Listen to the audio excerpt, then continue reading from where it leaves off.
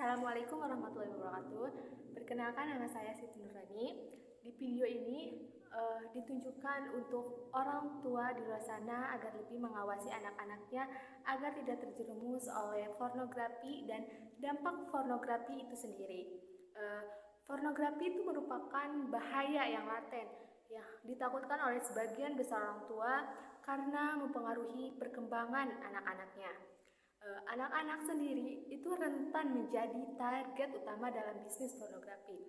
Dalam menggunakan teknologi, anak biasanya membuka game online, video, animasi, dan situs internet lainnya.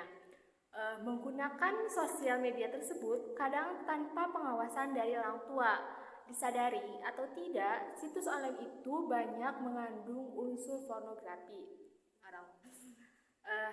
Bagaimana sih cara mengetahui anak-anak yang kecanduan pornografi? Terdapat perubahan perilaku yang drastis dari anak-anak yang sudah kecanduan pornografi.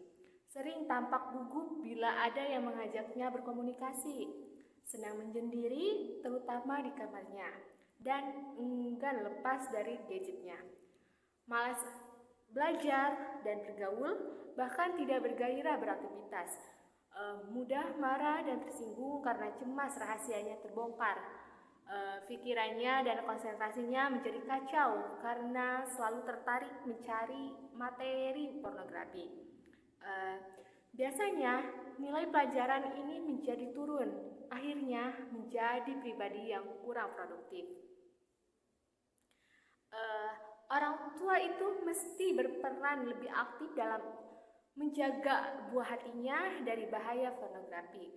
Belajar untuk mengenali ciri anak yang kecanduan pornografi dan lebih berempati agar anak tidak menjaga jarak dengan orang tuanya. Luangkan waktu untuk berkumpul dengan keluarga, terutama anaknya. Mulailah ajak bicara baik seputar kehidupannya di sekolah maupun pergaulannya dengan temannya.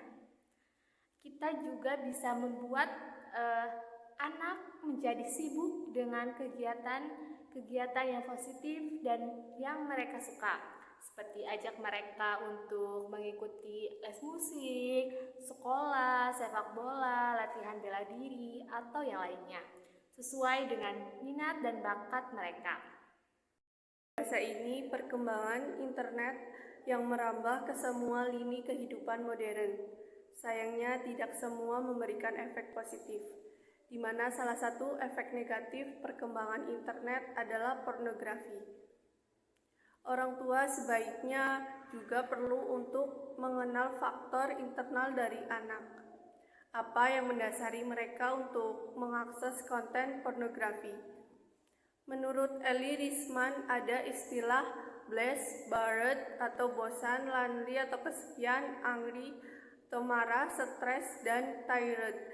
Dalam kondisi seperti itu, anak akan mencari pelarian dan cenderung untuk melakukan hal yang negatif dan merugikan dirinya. Apa sih yang harus diwaspadai dampak yang dihasilkan dari pornografi pada usia anak-anak? Yaitu ada 6. Yang pertama, kerusakan otak. Menangkap pesan salah, yaitu anak beranggapan kasih sayang antara pasangan diukur dari kepuasan seksualitas. Yang ketiga, penurunan kinerja. Menjadi sering pelupa, sulit membuat perencanaan dan keputusan. Mengendalikan hawa nafsu dan emosi tidak terkontrol, serta hubungan sosial memburuk. Yang keempat, merendahkan martabat wanita. Perkembangan otak yang belum sempurna membuat anak melihat perempuan sebagai objek seksual semata, sehingga boleh diperlakukan seperti tayangan video porno. Yang kelima, penyimpangan perilaku. Memiliki kecenderungan penyimpangan perilaku seks saat dewasa, seperti kelainan perilaku seksual, pelecehan seksual, dan seks bebas. Dan yang terakhir yaitu terjerat bisnis pornografi.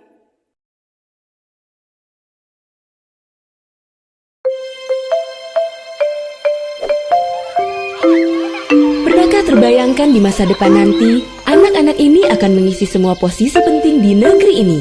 Ada yang menjadi guru, petani, pegawai negeri, pengusaha, dokter, seniman, tentara, peneliti, sampai presiden. Di Indonesia saat ini, ada 90 juta lebih anak dan remaja berusia 0 sampai 19 tahun. Mereka adalah digital native atau penduduk dunia digital, yaitu generasi yang sejak kecil sudah terbiasa dengan kecanggihan teknologi digital. Namun, kondisi umum anak dan remaja tersebut saat ini dalam kondisi memprihatinkan. Mereka blas. Hidup mereka membosankan, mereka kesepian, mereka memendam amarah dan rasa takut, mereka tertekan dan lelah dengan keadaannya. Mengapa? Karena mereka dipaksa mampu baca tulis hitung sejak usia sangat kecil. Perhatian orang tua hanya pada pelajaran semata. Beban pelajaran sangat berat, belum lagi jika mengalami kekerasan di sekolah. Ia kesepian, tidak tahu harus curhat pada siapa.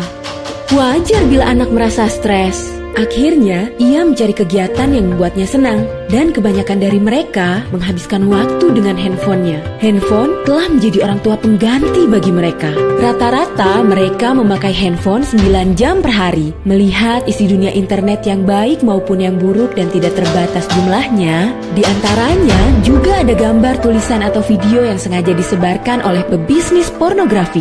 Menurut ahli terapi kecanduan pornografi, Mark B. Kestelman, pebisnis pornografi mengincar anak-anak blessed sebagai target utama bisnis mereka. Saat belum ada internet, pornografi ibarat makanan beracun. Kita hanya akan keracunan jika memakannya. Tapi kini, internet menjadikan pornografi seperti virus yang dapat bergerak dan memperbanyak diri tanpa terkendali, sehingga dapat menyerang dari segala arah.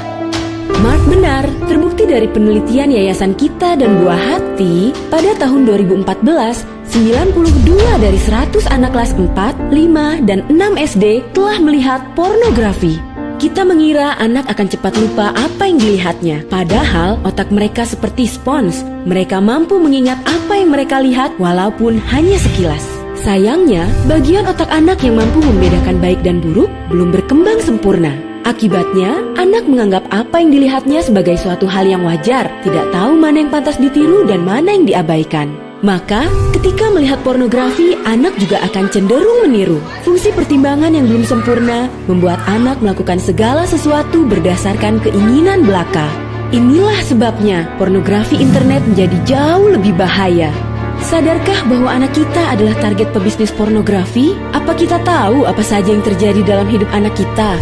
Keringnya hubungan orang tua dan anak, orang tua kurang sensitif terhadap pornografi, dan kebiasaan orang dewasa yang menganggap pornografi sebagai humor adalah situasi yang sebenarnya sangat membahayakan bagi anak. Bencana yang paling besar adalah ketika para orang tua tidak sadar ada bencana. Lindungi anak kita dari bencana pornografi dan kejahatan seksual. Mari dimulai dengan mengasuh anak kita sendiri secara benar dan baik. Menyelamatkan satu anak sama dengan menyelamatkan kemanusiaan.